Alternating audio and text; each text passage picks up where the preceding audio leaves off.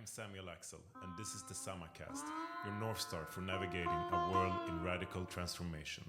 My mission is to make sense of our times by weaving together the split parts into one whole, bridging exponential technology with spirituality and purpose with creative expression. This is a space for deep thought and human connection, allowing us to thrive and evolve together as the creators of our lives. I will share my voice alongside that of artists and teachers who envision the new story of mankind through the lens of wisdom, science, and human potential.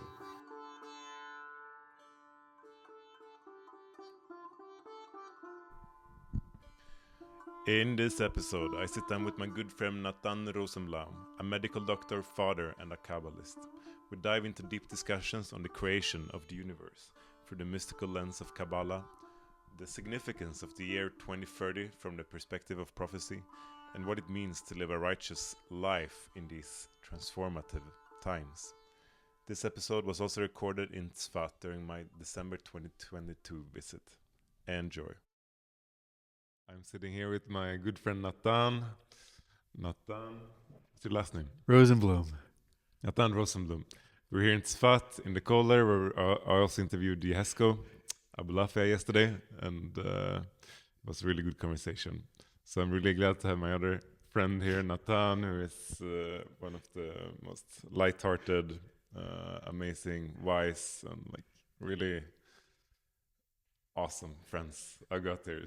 So it's 10:30, it's almost 11 p.m. So thank you, despite having a child and a wife and a full-time job, and now you're here with me. For sure. This is what I love to do. I'm up late anyway, so like, I might as well have a good time with you. You know, last few days while you're here, it's like, should be having fun. We could have fun as well. No, that's the point of this whole thing.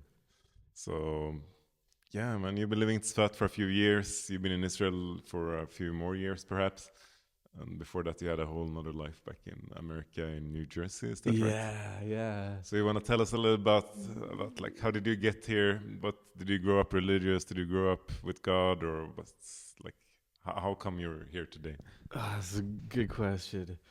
So, growing up in New Jersey, I grew up inside of what's called a conservative Jewish family. So Jews, there's so many different groups of Jews. So most people see Jews who are either religious or not religious. But within all of these, there's even a spectrum. So there's the very bottom, I would say, there's just completely unaffiliated, is somebody who doesn't even know that they're Jewish and is Jewish, and then you go up from there to probably what's Reform, which is where they took the Torah and they it's self-explanatory. They reformed it to really what they wanted to be based on modern society. Like they think that a lot of the things that the Torah says are completely outdated, and they have nice songs and is cute. Like it's really nice. I grew up one level above this, which is called conservative. Family went to shul on Shabbos. We drove there. I went to a conservative day school, like a Jewish day school. Half my day was in Hebrew, half my day was in English. We had Torah learning for half the day. Other day was secular studies. But really unobservant and kind of like my relationship with God was almost like I think that sometimes people get too smart for there to be a God, like with all the sciences. I think a lot of the Ashkenazi Jews like fell into this trap, and so I kind of and my family fell into this trap. I grew up kind of like following the traditions, but not necessarily believing that there's actually a God. Right. So maybe losing the heart in that, and maybe doing it out of religious or duty rather than like with the heart. Yeah, it was more like a social thing. It was more like, and it was an intellectual thing and a social thing, because like all the friends were there. You go to shul, you hang out with all your friends. The kiddush was awesome, like every single week. Tons of food and just a good time overall. and school, like we were learning Torah from a perspective, but it wasn't from the belief that it was given to Moses on Mount Sinai. It was more given from the idea that, look, it's a very wise book. There's awesome stories of some really awesome people who tackled their, they conquered their basal desires in order to bring, holiness into their families. And, it's almost like, they're viewed as role models, of course, but a lot of the things are not believed as being absolutely true. This thing is, oh, it's too far-fetched. Did the sea really split? Do we actually go and hear the voice of God on Mount Sinai? There's a lot of questions that a lot of people, they stop there because they're too busy with their lives to really go down the path of really thinking about these questions. So that's kind of how I grew up. My family. So yeah, I was going down that path and went to college, went to Indiana University for college. I studied biology. I went pre-med. I studied biology as my major, chemistry and psychology as my minors. Got a master's degree in biomedical sciences from Tufts University. I was on my way to becoming a doctor. And in between my sophomore year and my junior year of college, I kind of had this, all these questions about modern scientific theory, about, the creation of the universe. And, I was really thinking that if the earth is revolving around the sun, right? We went through this earlier, but we could do it on the podcast. If the earth is revolving around the sun, and the sun must be revolving around a larger mass and a larger mass and larger mass until you reach a black hole, right? And then once you reach that black hole, then that black hole should be revolving another black hole and another black hole until you reach such a supermassive black hole that it will suck everything into the universe and re-explode as another Big Bang. But at the very least, it doesn't explain where all the energy in the entire universe came from, nor does it explain where the space came from either. So it really doesn't. Scientific theory really is kind of like only halfway there. So it was too limited, and so you started raising some questions. Yeah, some really fundamental questions. Yeah, for sure. Really, really fundamental questions. And then I started doing some research into my own background, because I think that anybody who has questions should start with their own heritage of wherever. If you're Jewish, start with your Jewish sources. If you're Hindu, start with your Hindu sources. Muslims, start with your Islamic sources. Try to find the truth. Just try to go out and find it. So I started with my journey through this, and I found the Arizal, who's buried here online. Everything's on the internet these days. And I was looking, and I found the whole they call it the Seder Ishtalshlus, which is the order of the formation of how things were devolved from the infinite light of God into physical matter. And he explains it in a stepwise steps of basically concentric onion rings. God, so to speak, withdrew himself and then redrew himself down within measures, in order so that he could bring it down into a point down into the center point where the light could be condensed into matter and everything could be materialized down in this physical world, which goes according to scientific theory, but it's just from a much, much, much higher perspective. And this explains where all the spiritual realms come from. Everything comes from just this infinite light of God, that permeates down into this physical realm, where God has concealed himself in order to give people free will. Because if God was so revealed like he is in the spiritual realms, then we would be on the level of angels and we would see God clearly, and then we wouldn't have the choice what to do anything except for worship God. But we've come into this world where God has, so to speak, withdrew himself, but you can find him if you really look for him. Where can I find him? You can find him anywhere. You can meditate. You can find him in the woods. Say every single blade of grass has an angel looking over it.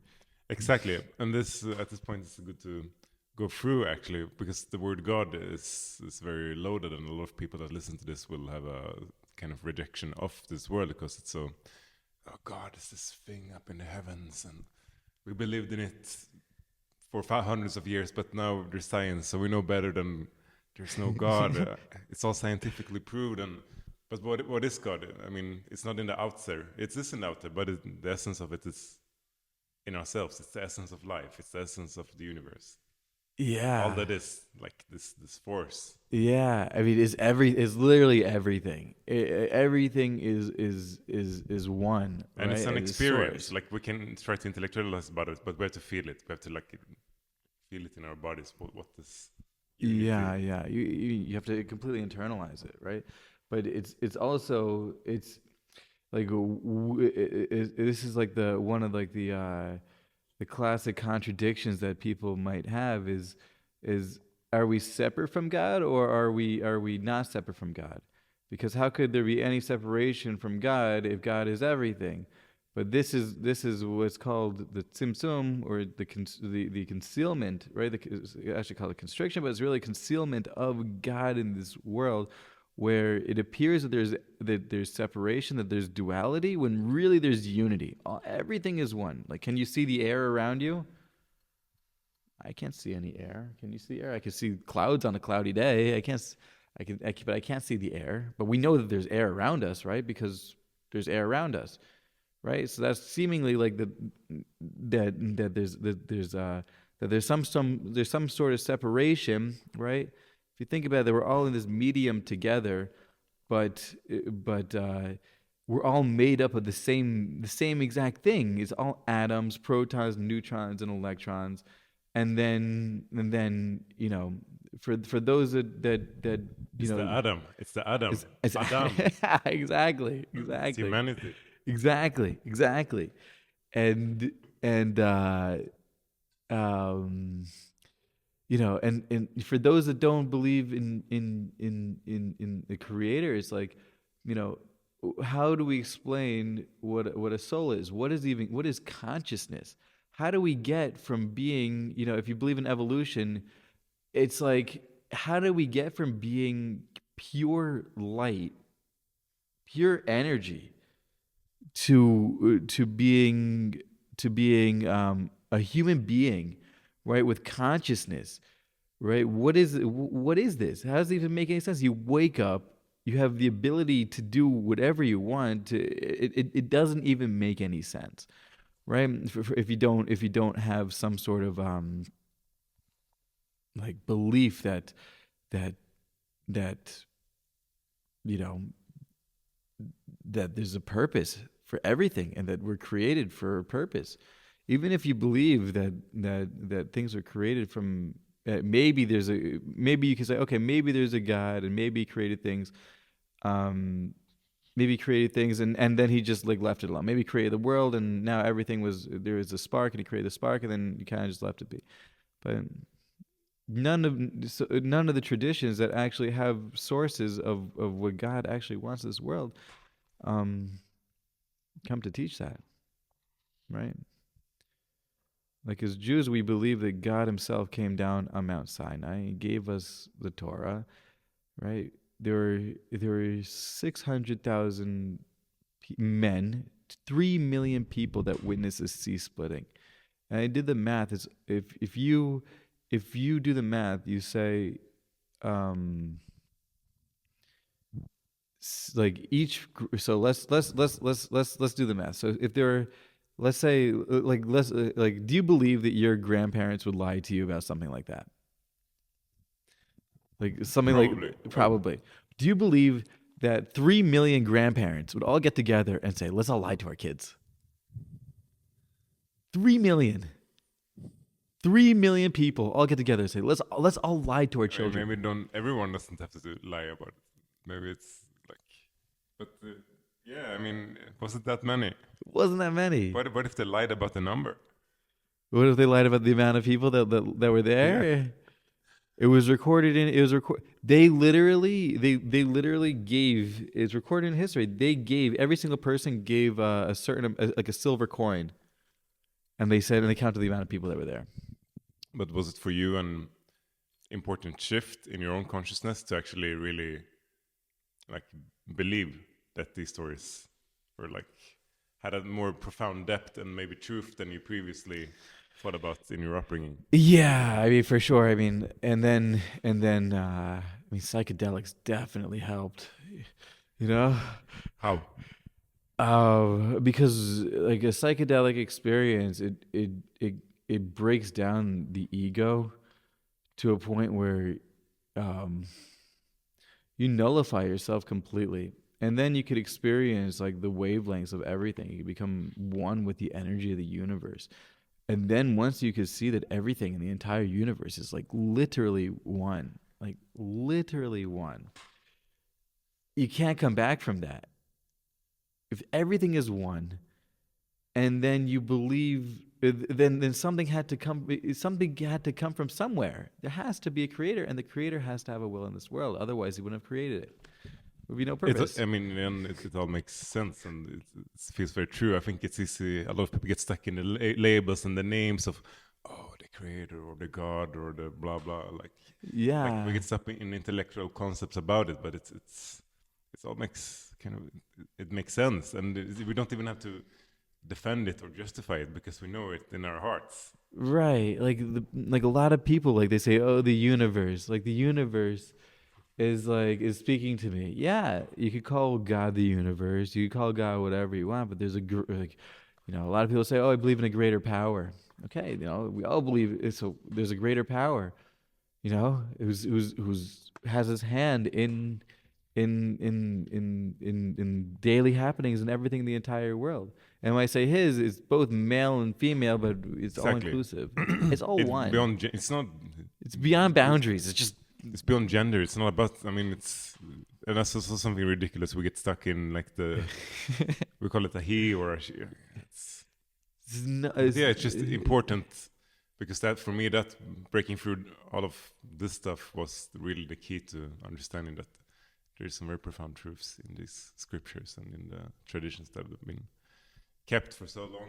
Yeah, I mean, like when you experience like a female energy in the world, it's just the feminine aspect of God. When there's a male energy in the world, it's just the male aspect of God. But everything is literally just one. These are just ways and concepts that we have the ability to relate to God because of our own limitations, because of how we were created. But God is so far beyond anything that anybody in the entire world could possibly imagine. Even the people who are on the highest level ever have only seen a drop in the bucket of anything. So, yeah, like Rabbi Nachman says, like the more we know, like the more we know that we know nothing. And the more we can relax and be joyful and peaceful with the whole thing. Yeah. Because we can't. It's a mystery. We're not supposed to solve the mystery or figure it out. We're here to live it. Right. Yeah. And all the greatest rabbis, especially in the later generations, like don't even look at the world at all. Like all these things, like don't look at the news. Don't look. It's all mishigas. It's designed to generate fear. Right. Like there's like. I could go into detail. Should I do it now about how like why these things are happening in the world? Yeah, let's do it. I just briefly. So you were at the medical university. Yeah. And then something really switched in you, and you moved to Israel. It really switched my sophomore year of. It must be between my sophomore year and junior year of college when I was like just thinking about all this stuff. I had taken some psychedelics, and then by the time I was a senior in college, I was so first it was like scientific, and then it was like the social aspects. Like I was like, what is everybody doing? Like why is everybody around me who's between the ages of 18 and 22 just getting so drunk 5 days a week? For like, it's like, what are we doing? While paying $100,000 per year. Yeah, exactly. Yeah, it's crazy, and I realized like there has to be more to life than this. And I was asking people, I would go to people at the bar, and I would say, So we're graduating this year.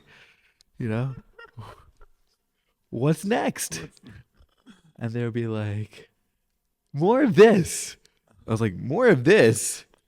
Oh, you're going to get a job? Yeah, we're going to get jobs. Oh, and you're going to be happy? No. Well, why not? Well, because nobody actually really likes to work. Nobody actually really likes it. Like, everybody hates it, right? Everybody hates their job. Everybody hates their job.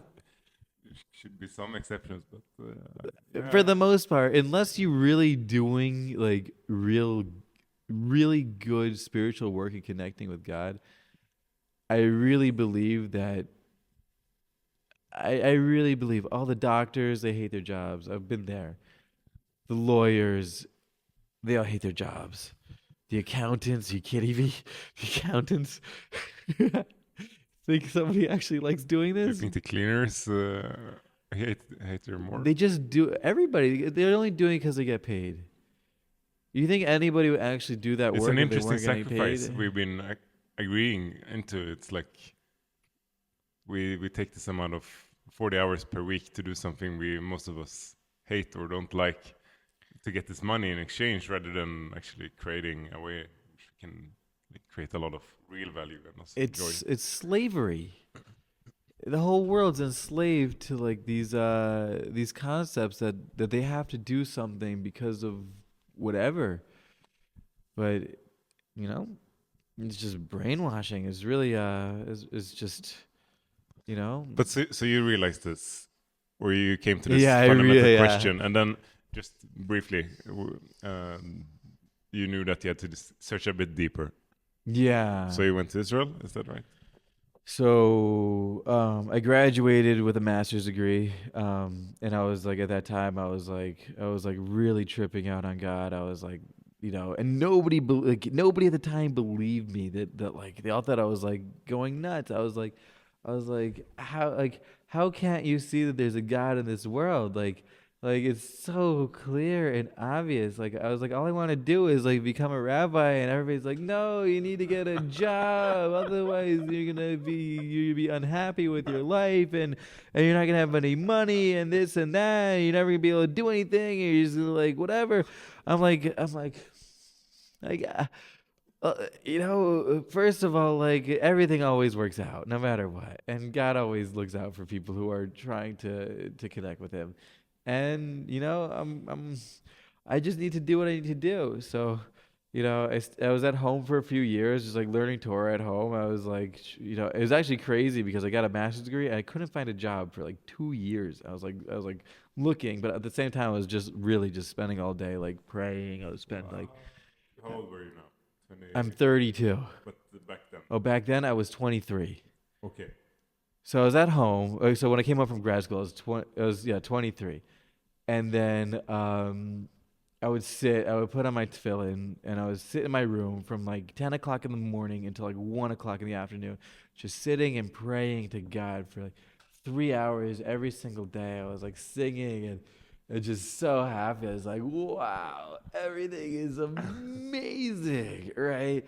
So then I would do that for like hours and hours and hours, and then my parents would come home, and I was hiding my religiosity from them, because I was like, it's almost like to become religious, and like you asked how I grew up, right? To become religious, like how I grew up, is like it's almost like they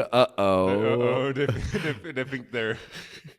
Because that's interesting. It's like so your conservative values, and there's certain level of it that's accepted, but when it's actually something really starts happening, people get afraid, because then they know that. Like, a friend of mine, like who's a family friend, a friend of my mom's, said to me, parents always want their children to be within a 10% standard deviation of their parents' religiosity. Like they want their children to be within 10%. 10% standard deviation. So I thought, okay, I'm going all completely other ways.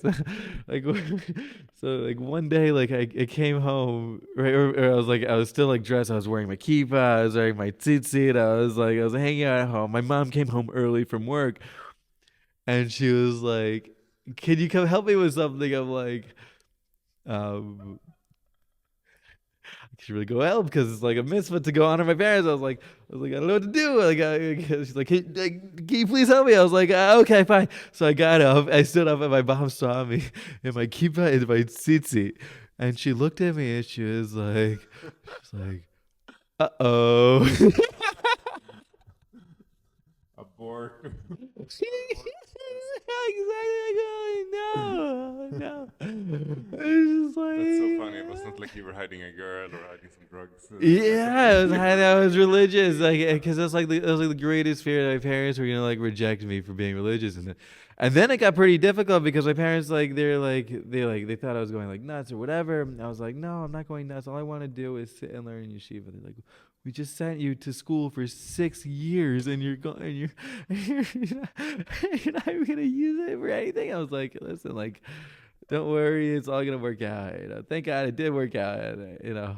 But like I had to go to yeshiva, and that's what I did. I went to yeshiva for a couple of years. And In Israel. In Israel, yeah, I came here. I came straight to Israel because I saw.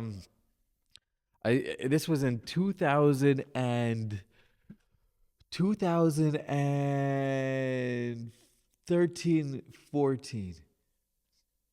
Yeah, and I saw what was happening to America back then. This was in Obama's the end of the last 2 years of Obama's second term. The last few years of Obama's second term. And I saw what was happening to America back then, and I was like, I can't be here for this. I love you guys. I hope you all come too, but I can't be here to watch this happen. So I left. I moved to Israel. And you never moved back. I never moved back. This is your home now. This is my home here in And so Tzfat. now you're here in Tzfat. You got a beautiful wife and a really beautiful daughter as well, and you're happy. You're studying at the yeshiva, and you're having a full salary American job, working like 2 hours per day.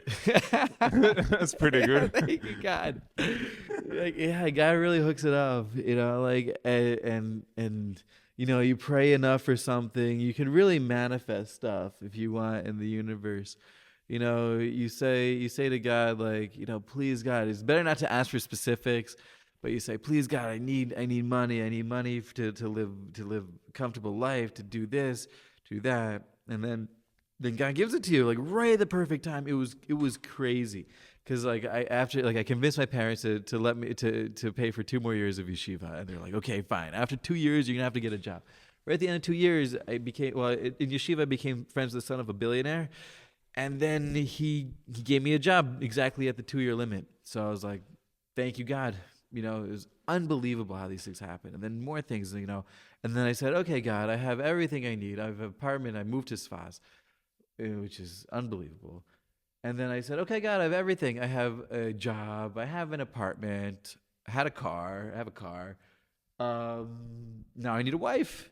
Please, God, give me a wife. Give me somebody who's going to be a good match. And 6 months later, after I moved to Tzfat, boom, met my wife. It's just like, you can really manifest things, but you should only really use these tools for manifesting for good, because you can also manifest things through not good means, and it'll only lead to problems. The intention has to be The in the intention right has place, to and we also have to be understand that good. what we want is not really what's best for us as well. So sometimes we don't get what we want, but we get what we need. The key is to align your will with God's will. If you're aligning your will with God's will, then you say, okay, Which is also being in the flow, being in the moment, the flow of what is happening. Right, While being humble. Right. You have to be humble, because otherwise, there are a few traits, character traits, like haughtiness. It just chases away everything you want. Anger, especially. Anger is really just that just literally just drives everything you want away. But just being humble and for example, God wants everybody to be wealthy, right? But is what you do with the money. Is could you build homes for 1,000 people with, a lot of money? Yeah. Could you donate? Could you feed millions of people in the world? For sure. That's a good use of money. Is spending all the money on fancy cars and boats and planes and houses and all that? Not, no, that's not. That's not the use for it. But so, yeah, it's like you have to, if you're in it for real, for doing God's will in this world, He'll give you all the tools you need to succeed every single step of the way. But it has to be. I think the key is also to stop. It hasn't stopped being about me as an individual, or about you as an individual, but understanding that I'm just a part of something way greater, and I got a certain role and play here in this life. And listen, none of us are gonna live forever. I believe one of the Rothschilds, he left his socks on, and then part of a Jewish burial, you can't be buried in anything except for it's a special garment that we wear.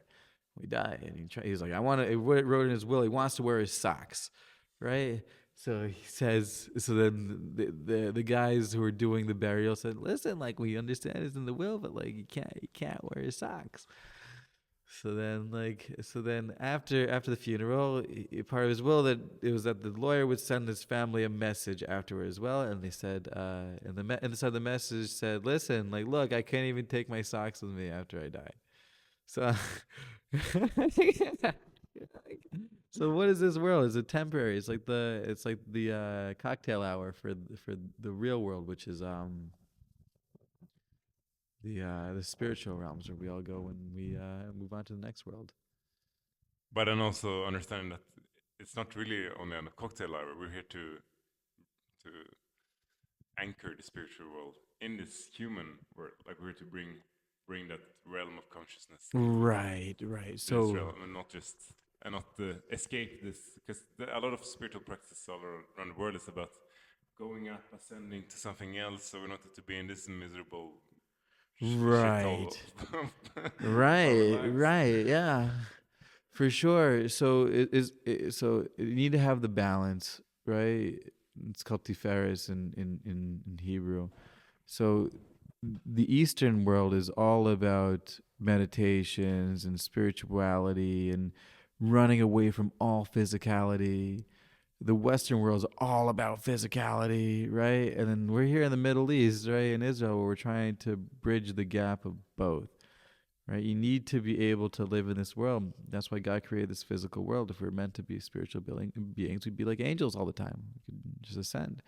But you see in those spiritual practices, you've been to all around the world, right? Oftentimes, if you don't have the vessel to receive the light, then you go up and you have this unbelievable meditative experience. You go into the next spiritual realms, and then when you come back down, it's almost it's a memory. It's like a fleeting memory. But now you're back, and nothing's changed, and you're in anything. And you're in your mom's basement. And you're in your mom's basement, or whatever, or even in your ashram, wherever you are, whatever, but nothing's actually changed, because you're not actually. You can manifest stuff in those spiritual realms, but unless you're doing something, that's why there's so much in Judaism of actually doing the physical practice, lighting the candles, shaking the lulav, which is a rain stick, to help make it rain. We believe that makes it rain. It sounds like a rain stick.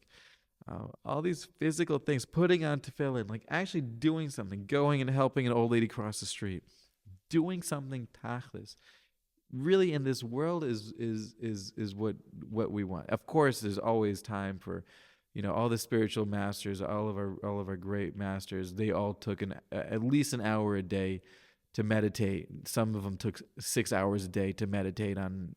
They just took the time to do it.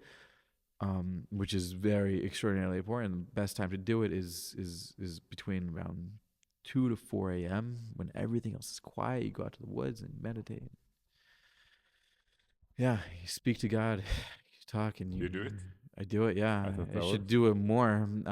I wish I could do it every single day, but yeah. You do it in the night. Yeah, it's best to do it at night. I mean, you can do it any time, but it's best to do it at night. You go out into the woods, and because all of the, like I told you before, all of the grasses, they have an angel overlooking them. All the in the greater the species, the greater the angel overlooking it.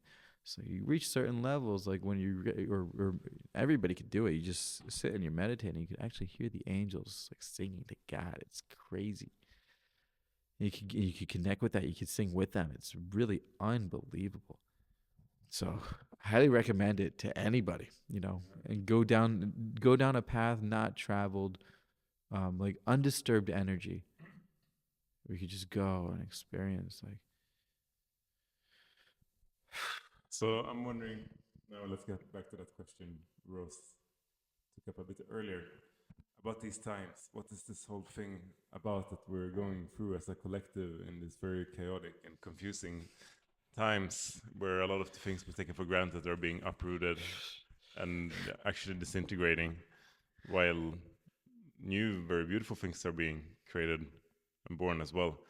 But it seems to be some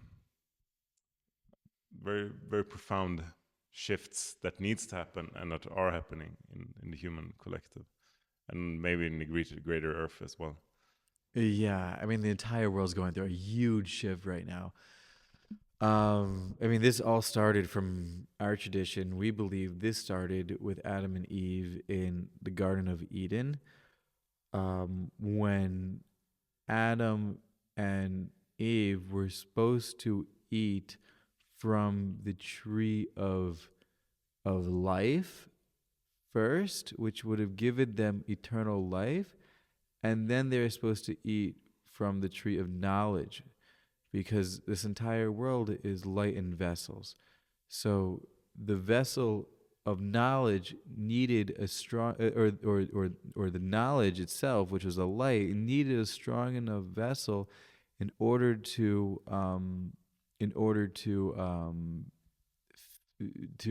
handle it, right? So there have been multiple times in the history of the world where the vessels have been shattered. This was a time when there was too much light and the vessel broke, and it brought all of the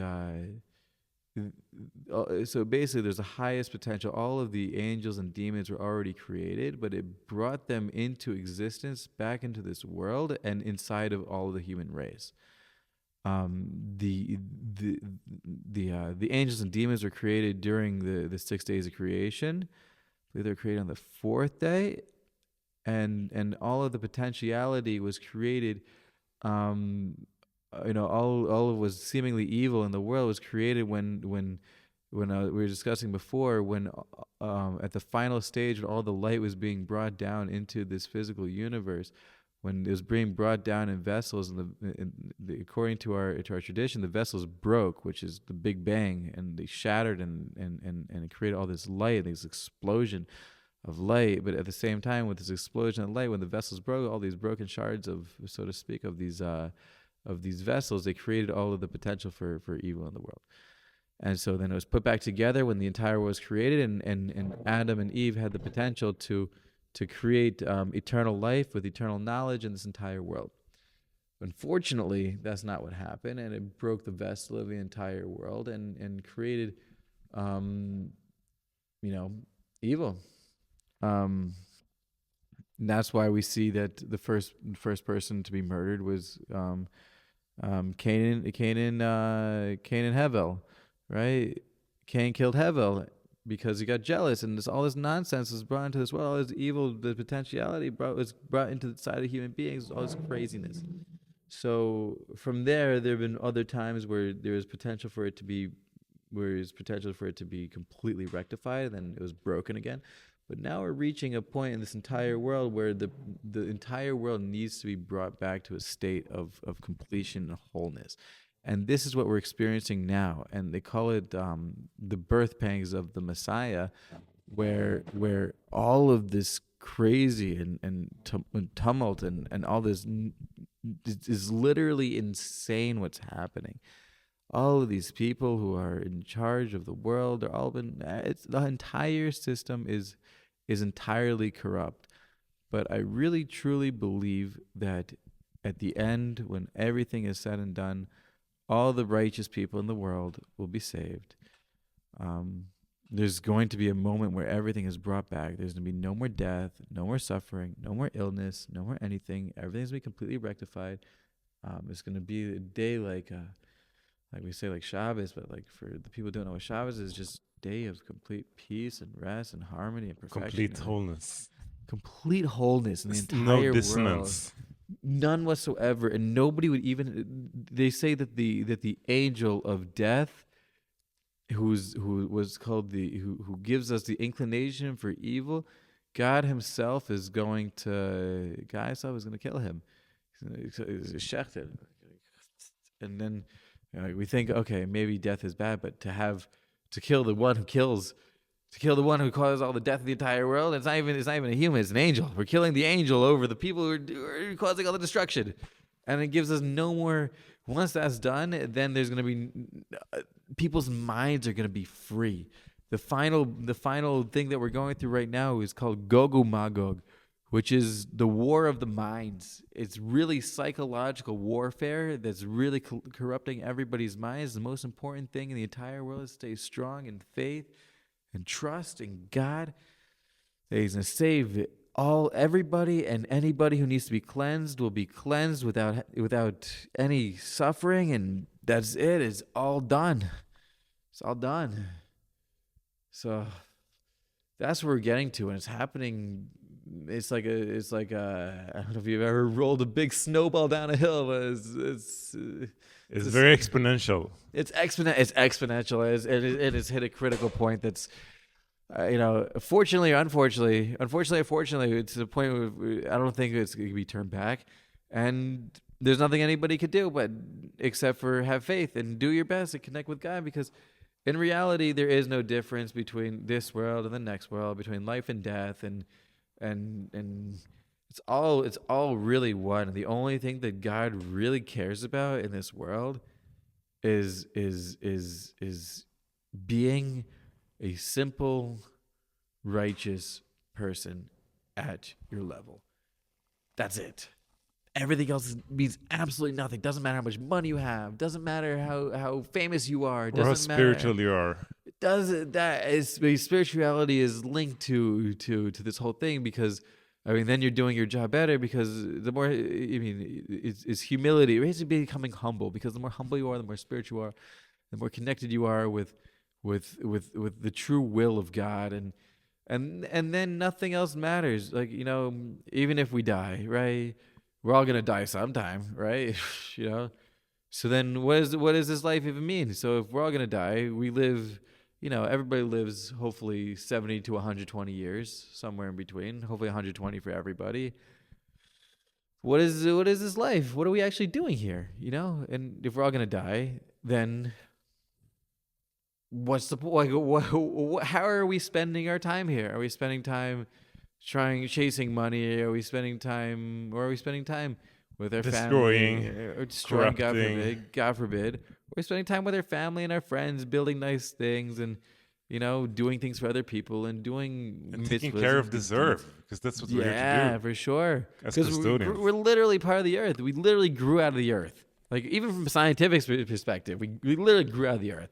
So we're inherently connected to it. So if we're just it's disrespectful. Because that's one of with our duality. In their minds, we see ourselves separate from the earth, from the rest of nature. We'll feel we're these aliens that just kind of ended up on this planet, and all that we're capable of is destroying. That's kind of what we feel inside, a lot of us. But it's not true. It's not true at all. It's not true at all. We're here for something much, much greater, and it's also recognizing that possibility, right? And that we actually can, and one day will, take that role as co-creators of this. Right. And I think that if everybody got together, laid down their weapons, and got together and said, listen, my brother, I love you. There are really no differences. We're all part of the human race. And that is God, right? God is above us, right? And I have my job to do in this world. You have your job. Let's all connect to God together in our ways, and we have no reason to fight each other. That's it. It's all done, right? But most people, unfortunately, have been corrupted by corrupt leaders. I think that most people in this world are good people. I would say that 99.99999% of all the people in the world are wonderful people. Who actually wants to go to war? Nobody. Anybody who has to actually fight the war doesn't want to go to the war, right? So, who actually wants to go to the war? Some corrupt leaders who have been corrupted and they want money or power or greed or whatever they're chasing. Is basically they're chasing absolutely nothing, because at the end of the day they're gonna die too, and they have to answer to God, and God is gonna say, okay, what did you do in this world? How did you spend your time? Oh, I started a world war. And God's gonna be like, oh yeah, you did what? You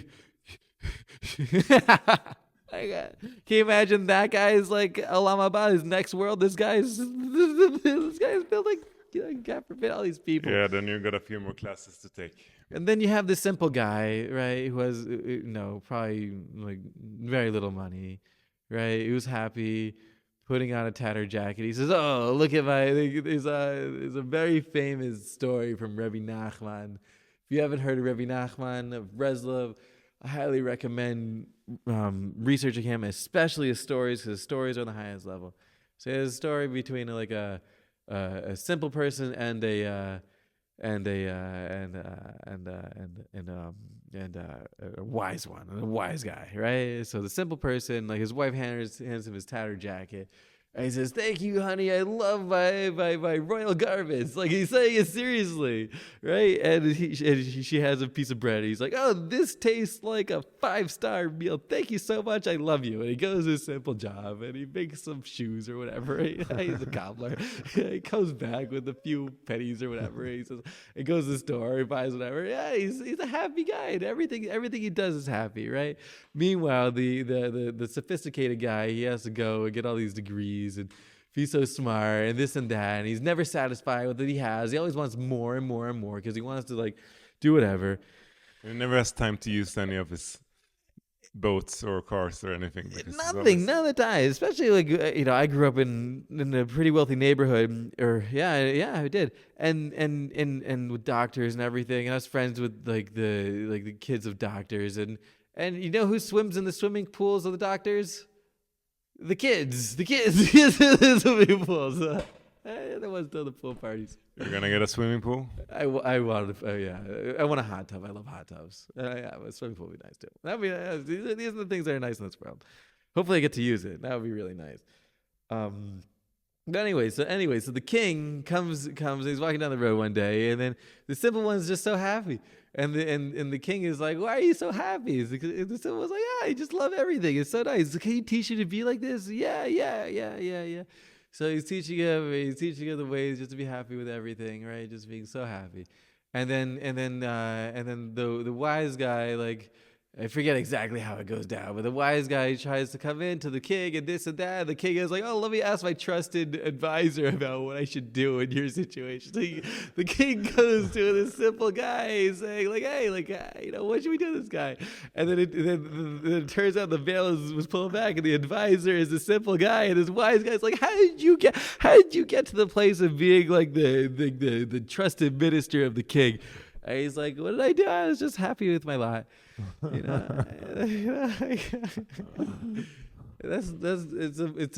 mashal. It's the guy. It's an allusion to this world. You should just be happy with what you have. We can walk around with all our degrees and certificates and think we know something about something, and we're so freaking important that we actually forget how to live. Simplicity is key. It's really the key to happiness, and there's a thing, and I have a sticker somewhere. It says lo pashut lio pashut. It's not simple to be simple. It's not simple to be simple, but to be simple is like. It's not simple to be simple in a very, very, very complex modern world. Yeah, I mean, the more wisdom, the higher level of wisdom you acquire, is almost like the more simple you need to be. Like our goal is to be like Moses, right? He was like, it says that he was the most humble person that's ever lived, right? It's pretty complex to be a Jew because you got all these rules and things and all the laws and It's complex, right? It's very complex. But yeah, it's just like don't chase like all of this nonsense of this world. It's really nothing. And because at the end of the day, we're all gonna die, right? Everybody's gonna die, right? Everybody's afraid. Like, I don't know if everybody's afraid of death. A lot of people are afraid of death, right? But it's a topic that should be discussed because, what is everybody living for? but this is also a lot of the dysfunction we're seeing. The fundamental root is our fear of death and our inability to reconcile with the fact that we one day will leave this body, and that is also because most of us haven't connected to the domain of spirit, to the domain of God. When you do that, you realize, well, life goes on. Life is eternal, and yes, this body is gonna die, but whatever. It's energy, no? The energy Yeah, I think it's the fear of the unknown. it's the fear of the unknown, for sure. Because nobody knows. Like some people have died and seen some things. I don't believe that anybody has seen the full extent. Maybe somebody has. I mean, not me. Maybe you. Maybe you've seen the full extent of the entire spiritual realms of beyond this world by coming and then coming back into this body. I think we get a glimpse sometimes, and we go to very high levels, but the high levels that we go to that we're able to access in this world are still very, very low. They say that we have the Kabbalah, right? And they're 10 spiritual realms, right? And they say that Moses is only able to reach the third highest spiritual realm from the bottom from this world. So if he was only able to get there, yeah, say about us, That's not the. Maybe it's better to just not think about like all these levels either, because then we might get stuck in a thing where it's like, I need to get higher and higher in the levels, or like. But it's humbling to understand that this game is played on very many different levels. It's feet on the ground and head in the sky, Yeah. you have to that's the whole thing of the balance of this world, and we should be trying to attain the highest levels of spirituality possible, but we also need to be grounded. Like if you go too high, you could actually go insane. And people do. People do go insane sometimes. Yeah, so we definitely need to stay grounded, and something very grounding is having a family and children and doing all these practical things. No, Yeah, exactly. It's very important. You should find your wife. I know you're traveling around, and you're having a great time, and you should really do that to the extent. But once you find somebody who's really, really awesome, when you're ready, I'm not pushing you, but when you're ready, you should get settled down. This is something it's really so rewarding. This is something that's very inspiring being here as well, because there's traditional values and an understanding, a spiritual understanding of marriage and of children, the significance of that the secular world has largely lost, and that's why so many marriages fail and so many relationships fail. It's so crazy. Last time you were here, none of us had kids, right? No, 3 years ago. None of us had kids. None of us had kids. No, everyone's got Now everybody has kids. one or more. One or more, yeah. Thank God. It's incredible. You were here. You met Eliyahu, right? He just had a baby girl. It's really unbelievable. But yeah, so why is it important in a shortly? Why is it important to marry kids? and to have kids? Why is it important to have kids? Why is it important to have kids? Okay, for me it's obvious. First of all, you're passing on your own everything. Your kids are literally you in the next generation. Without that, then you can't. I think the Dalai Lama once said it. The way to achieve immortality is to teach, right? Because if we're all gonna die, right, we're gonna leave this world. What can we possibly actually leave behind, right? Shlomo Melech, King Solomon says, okay, you leave behind your kids a bunch of money that they didn't earn. They're gonna squander it. It's all gonna be gone within 3 generations. All gone. Right? Doesn't matter how much it is, they're gonna spend it. It's all gonna be gone. The only real thing you can leave behind is wisdom. and you can teach your kids how to interact with this world, and that's your legacy. It's really your only legacy, you know. By also healing our own relationship to our parents, we also heal the ancestral lineage for sure. that kind of for sure is inherited down in our. Because a lot of people might think like, well, I can do all this other amazing. I can go and I don't know, say Wales in Norway, or I can go and like work in very. Save the whales, have kids. You know, they're mutually exclusive. You can't have kids and save the whales. I'm all about whales. I love whales. Yeah, whales are awesome. Save the whales. Nobody should be killing whales. Why do you have to kill whales? Kill less whales, have more babies, or what? Yeah, but that's also the key to create a better, more beautiful world is to raise. That's one of the greatest gifts, to raise like conscious, very like kids that know what this whole thing is about. Oh, for sure. Because a lot of kids are being brought up in so much trauma and pain that this is why the world is as it is, no? And marriage is important too, because you know people have kids out of wedlock. It becomes a mess, right? Is marriage like the vessel to hold the children, or like? Yeah, exactly. Otherwise, the kids get messed up. Imagine like, you know, people. You know, unfortunately in America, like there are a lot of kids who grew up without a father, without a, you know, most of the time they spend time, but grew up without a father. It's crazy. It's like, how can you have a home? It doesn't make any sense. The kids get into all these kinds of troubles.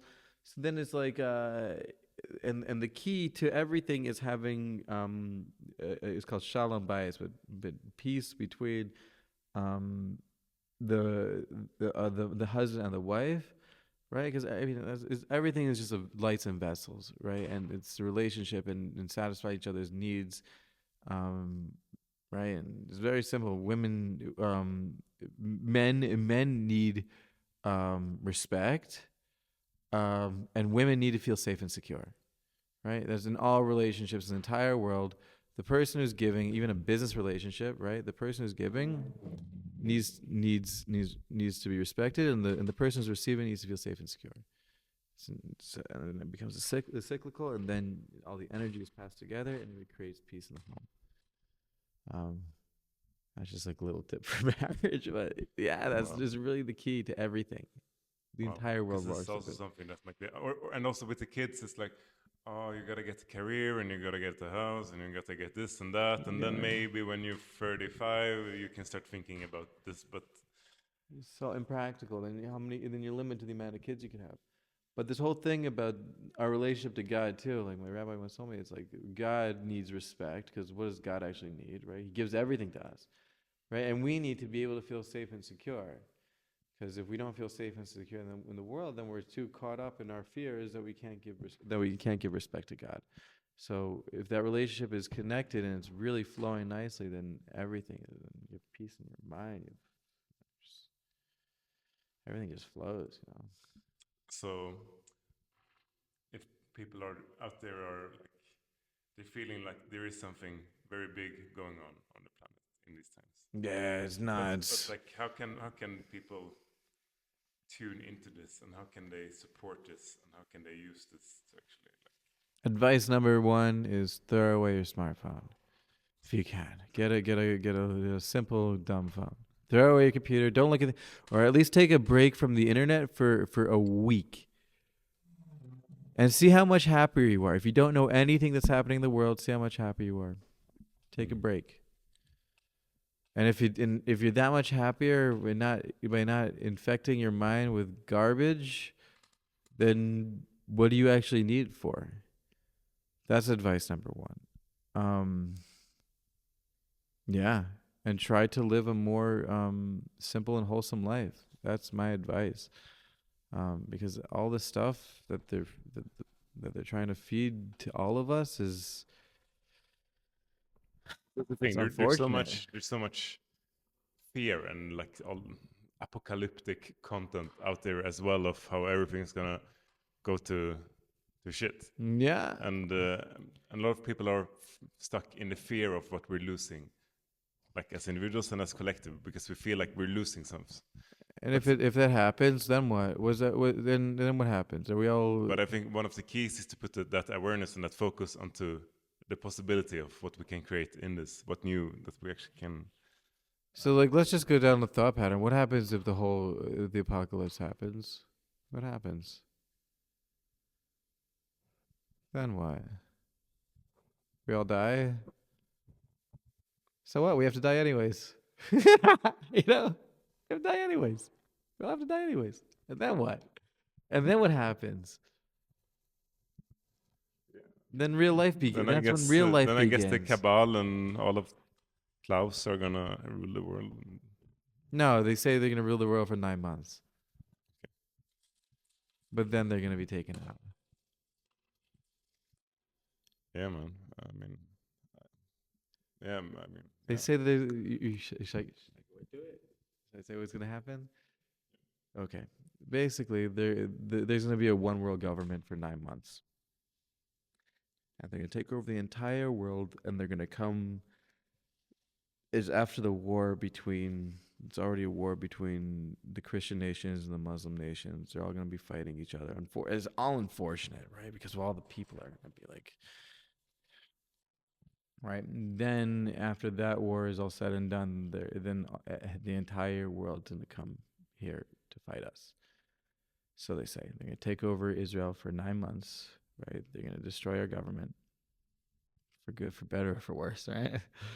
And then that is when we believe that the Messiah is going to come and end it all once and for all. All of the evil, all of the evil people, all of them are going to go bye-bye. All the righteous people are going to survive. God is going to help us unbelievably. He's going to bring back the plagues that happened in Egypt times, 100, 1,000, 1,000,000 is in the brain. They say that all of like the hail that was suspended in the time of Egypt, in the time of Joshua, that had fire and water mixed in together, is going to come back onto these people who are trying, like all these evil people. They're going to be destroyed forever in this world and the next world forever, and nobody needs to worry about them ever again. They're going to die. And right now what these people are doing, they're literally building their own gallows to hang themselves on, and they're literally committing suicide. We're watching the evil commit suicide. And maybe we can see that. It's going to be unbelievable. It's going to be the greatest thing that's ever happened. God has already written the script for the movie, and we are the actors. All we need to do is have faith and trust that he's going to bring it, and it's going to end. It's going to be insane, and we're going to see miracles after miracles after miracles, and it's going to be unbelievable. It's going to be unbelievable what's going to happen. You're excited? I am so excited because I've had enough of this nonsense in this world. I'm so excited for the good people and all the people who are so tired of this nonsense to prevail, and all of these evil people who have created this evil financial system that's enslaving the entire people with their minds, their bodies, and their souls. They're just sucking everybody's energy dry. All those people who are doing that to everybody in the entire world, for them to be forever, not even a memory, just done, just out, gone forever. Really, please, God, save the entire world, because the world needs saving. We need to go beyond who we think we are and like take responsibility as individuals as well, because why these people are able to control the world the way they do, is because we've given up our own self-confidence and responsibility to actually. We've given them power. Without a nation, the governments can't control anybody. They could come and say they could bring their soldiers. Can you imagine if the entire world just stopped paying their taxes to these governments until they said we're going to put all of our money in escrow. Say we'll put all our money in escrow until you actually start doing what's right for our country. You can have the money, but you need to do what's right. Can you imagine? That'll be epic. Yeah. And the systems are being developed, such as the blockchain and other things as well. The alternatives are being created in this very moment, but Right, and they're killing the people who are doing it too. You see how many crypto billionaires were taken out in the last few weeks? It's crazy. Whatever it is, so they go up. They did a good job. You go up. You get a lot by. You create a system to free the world. Are you kidding? Yeah. All these people, God loves this stuff. Okay. But yeah, I mean, it's staying in faith. It is staying in faith, and it is staying in trust and confidence that all of what is happening is for the ultimate good. And It is.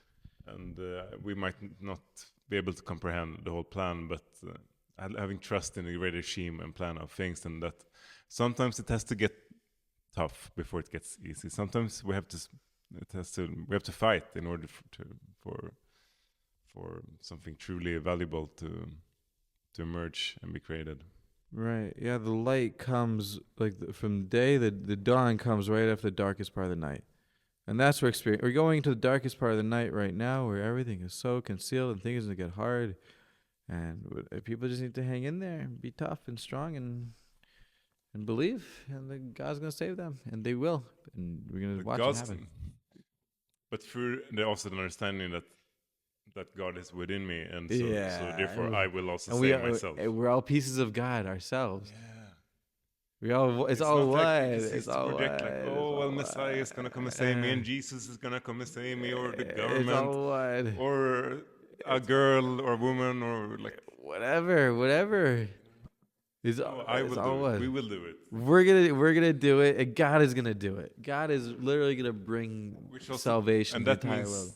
that the earth, that life supports us in this. That like God supports us in this. We're not alone. It's not like you and me have to like dig the ditch and we're the ones that's gonna make this thing happen. But no, this is what the earth wants to happen. This is what the universe wants to happen. This is what God wants to happen. It's for us to right, because the evil needs to go away. It needs to be destroyed, and only if it basically, it has to have enough judgment against it. There's a court system up in heaven, and it needs to have enough judgment to say, you've had enough.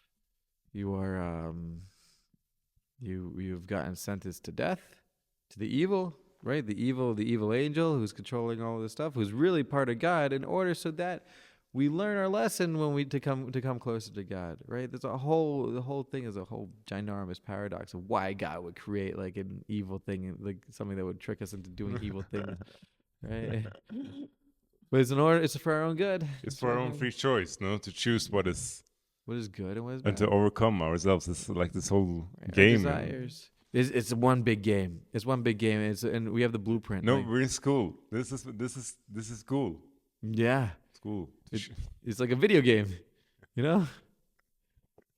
You could get all these opportunities to do whatever you want, like, and you could choose good. Like God loves you. If you have a desire, everybody is imprinted within them like certain like desires. Like everybody's like a little bit different.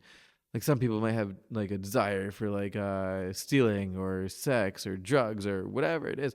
So if you're stealing's not good, but like money is good. So it's generally money, sex, pleasure, drugs, all these things. So all these things have a time and a place for them. So the thing is, how we do these things is our choice. So can we make money honestly? That's God loves that. Should we steal? No. So if somebody has a desire for money and he doesn't steal, God loves that. So, all these things we can do in this world that are like being simple and simple faith. I'm telling you guys, simple faith, and you can come to Israel and at the very end and have faith that God's going to save us and watch all these. I can't believe. It's honestly unbelievable to see what's happening. But all these people, Klaus Schwab, I shouldn't even naming these names because in case they're watching these things, but the Rothschilds and the Rockefellers and the whole banking system needs to fall. And the Gateses, yeah. But the thing is also, we have to do our part to expose, but it's also like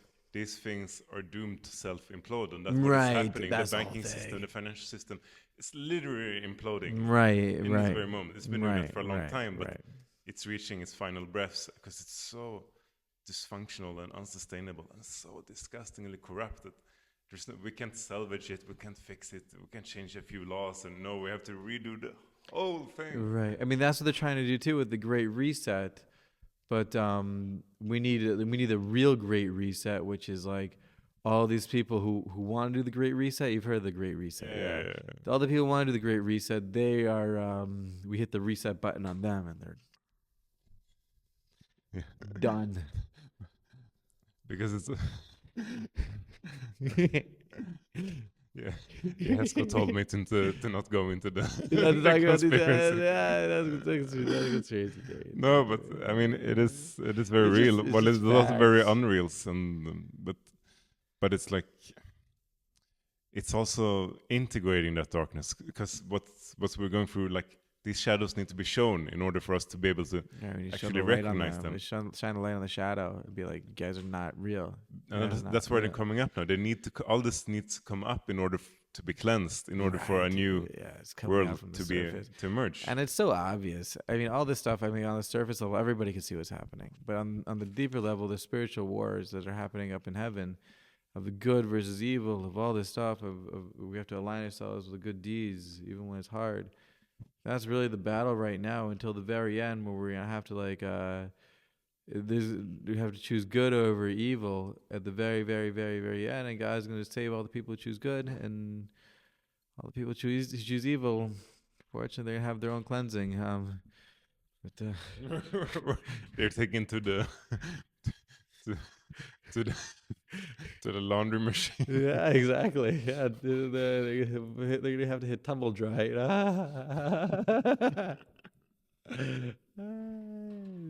Nuts. Yeah, we're only at the beginning of this. It's gonna be awesome to watch, and I'm excited. And we have to get over all of our fears, because that's the biggest thing. No more fear.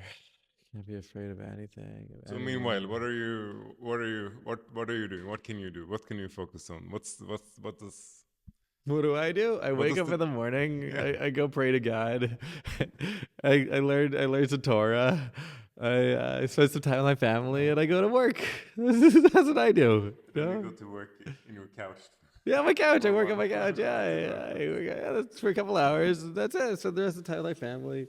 Let's spend some time with you while you're here. Thank God you're here. It's a pleasure having you here, Tzfat. Thank God you're staying for another Shabbos. Big Shabbos is Shabbos Chanukah. This is so big. Oh, this is crazy, because this is literally the Chanukah story.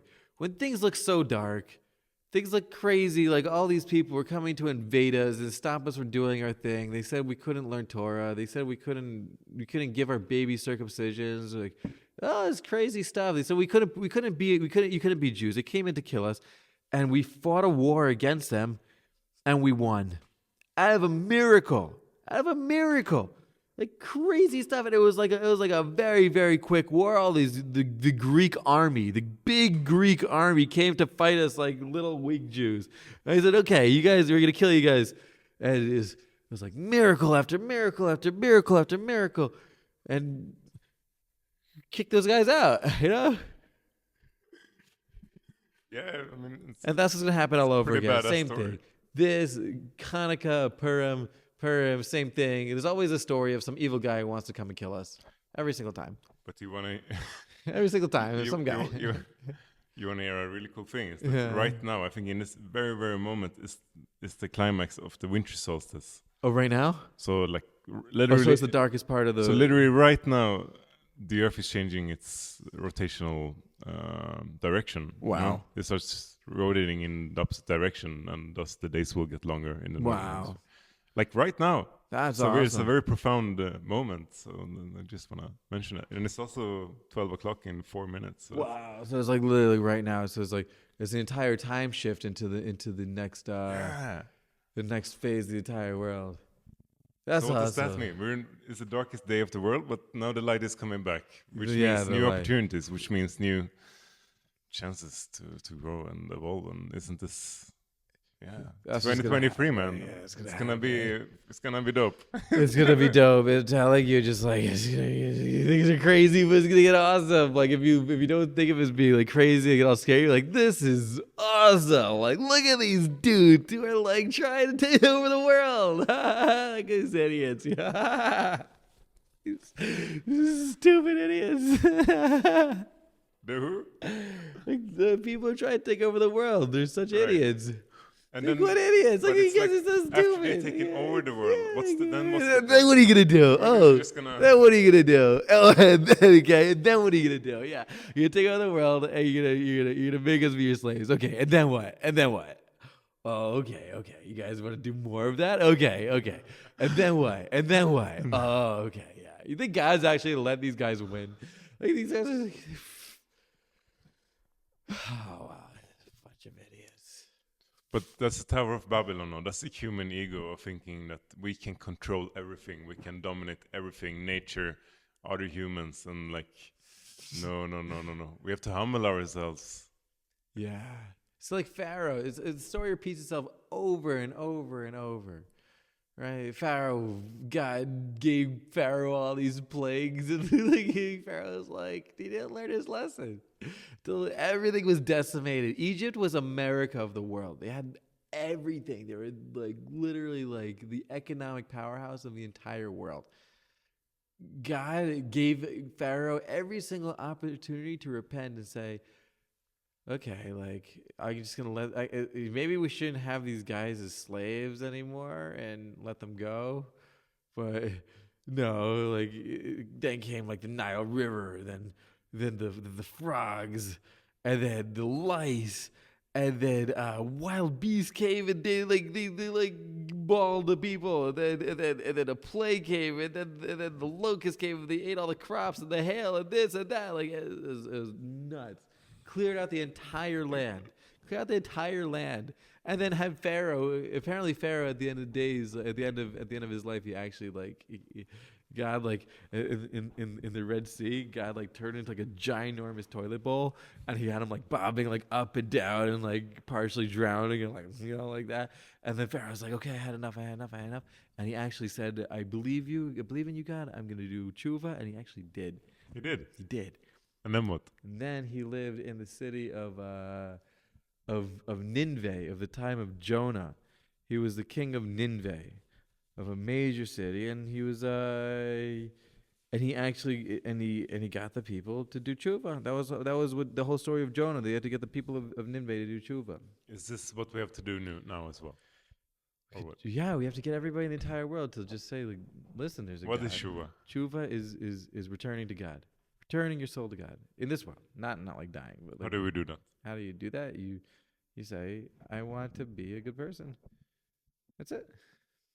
So you don't have to read a million different scriptures and books, and you have to learn techniques, or you have to Be a simple person. do a course, or you have to. Be simple, honest, humble. Yeah. So it's very simple. Very It simple. has to be simple, no. Yeah, it's very simple. And I love it coming from also the men that have, like, the Jewish tradition is a very complex tradition. Just look at all these books, Yeah, bro. it's unbelievable. Hundreds, thousands of books and scriptures and thoughts and this and that and blah, blah, blah. So, Yeah. but like coming back to that simple thing, that it's all very simple.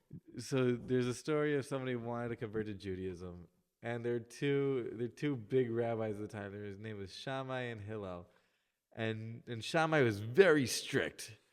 We hold by Hillel. We don't hold by Shammai. Shammai's very strict, and Hillel was very kind and understanding. So the guy goes to Shammai, and he says, "Tell me the whole Torah. Teach you the whole Torah while standing on one foot." Okay, like, how long can you stand on one foot for? Pretty long. Pretty long. Okay. You can teach all of that while standing on one foot. You just look at this. You can go through all of this while standing on one foot. You could probably read it, yeah. So he says to him, get out of my face. He says, get out of my face. So he goes to Hillel.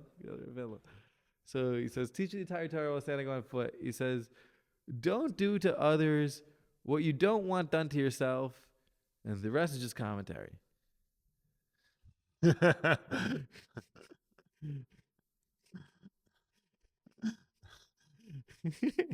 Don't do to others what you don't want Done to yourself. right.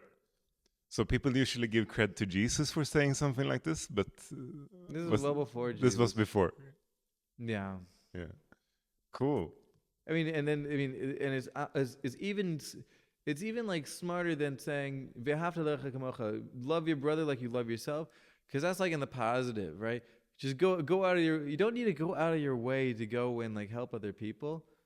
Don't do to anybody else or anything else in this entire world what you wouldn't want done to yourself.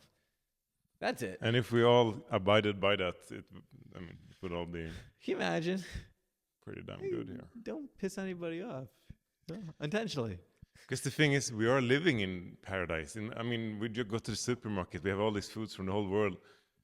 We can press a button on our phone and we got a pizza in front of our door. And we've got cars, we've got roads, we've got running water. We've got it all. We've got technology that can really facilitate so much life and incredible opportunities on this planet. It's really unbelievable. And for people not to realize that, it's like, it'd be nice if everybody woke up and just was kind. Yeah. And then we could use these things as tools that to really support the better for the whole world and for the whole life. I saw this thing of like, how much would it cost to cure global hunger? I believe it was global hunger, maybe hunger in the United States, something like that. Global hunger. And it was like $50 billion. Okay. $50 billion to cure global hunger. Okay. Seems like a lot of money. Okay. Then I just saw today, they just gave Ukraine another $50 billion worth of weapons. So, what's actually happening here? Do they actually care about the people or no? So that's why we got to take the world back. Yeah. We got to take the world back and give it to the people. Lunatics. It's disgusting. How can we spend billions or trillions on weapons and armor and military, but people are starving? It's so bizarre. It's really bizarre. It's really bizarre. The whole world is so bizarre because all these idiots, these people that think they're gonna take over, who are just like the gallows. Like a gallows. Like if you don't know what gallows is, like what people used to be hanged on. They're building their own gallows. They're literally building their own gallows. They're gonna hang themselves. They're literally gonna hang themselves. Nobody else is gonna do it. They're going to hang themselves. Like all these evil people. So yeah, we're witnessing. Because it's true. How can one live with oneself? How can one just accumulate billion after billion after billion and have huge yachts and cars and houses and the whole shtick while why do people care? Why do you want so much power? Why? Yeah, why do you care? What do you care? So everybody else does. Hassle, man. Just leave everybody Imagine all alone. What's wrong with you? It's crazy. Yeah, it's gonna be the best day ever in the entire world that's ever existed when all of these people fall. But it's probably not gonna happen over a day. It's gonna be a process. It's gonna happen slowly, then all at once. Okay, where are we in the process? If you say it we're getting there. If you, one of these bows that are like, woo, woo. If I had to guess, I think that 2030 is gonna be a crazy year. I don't know what's gonna happen after that. I think we all know 2030 is gonna be a crazy year. We all know. Crazy year. They're not hiding it. It's gonna be a crazy year. That's what happens. Yeah, it's what to say, man. Because that's the thing, though.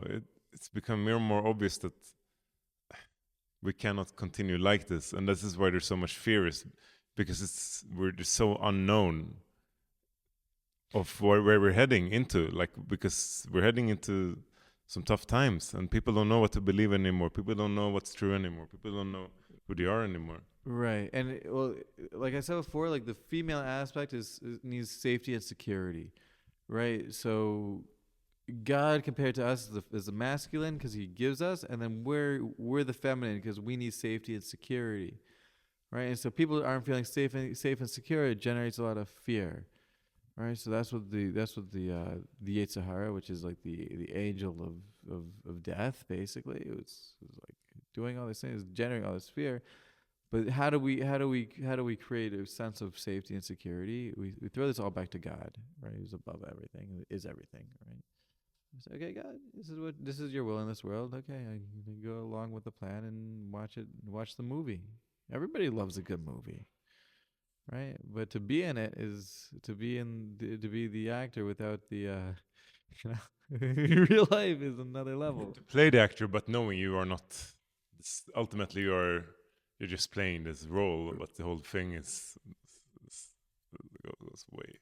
It's way deeper. It's way awesome. And for everybody who has any fear about what's happening, just get rid of your smartphone for however Go long out you in need nature, to. get rid of your smartphone. Yeah, imagine how Fast, much better. or maybe do a bit of mushrooms or whatever. Can you imagine? Can you imagine if everybody in the entire world threw away their smartphones for one day? Yeah, I mean that would do it. That would do it.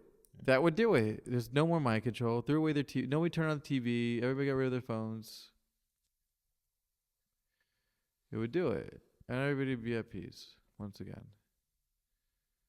These things are really like driving this process in a very exponential way. I mean, imagine just like 20, 30 years before there was this technology, things went slower, much slower than now, and this is crazy. So it's really important to actually like just disconnect and be. And that's all our big rabbis say. They say, like, I thought that they were silly, like saying, don't watch these movies from Hollywood. Now I see what's going on in Hollywood and Disney and messing with the kids. I'm like, they say, don't watch the movies, don't have a smartphone, don't use the internet, don't do all these things. And I thought it was crazy from the beginning, like 10, 15 years ago. I thought it was like, I thought it was fine. Like, the internet seemed fine, right? Especially when it's just being developed. Now I'm seeing it. It's just like, imagine just everybody get rid of their smartphones. Well, yeah. Amazing. But it's also potential. I mean, it's not like right. We also need to use them, and in the end, the ultimate thing is to be able to use it consciously, and then it doesn't have this power over us. But this is a process of I didn't like. I've been going through that. Yeah. There's a term in Hebrew, it's called klipa noga. It's like it has the potential for good, which is the ultimate thing. It has everything to do.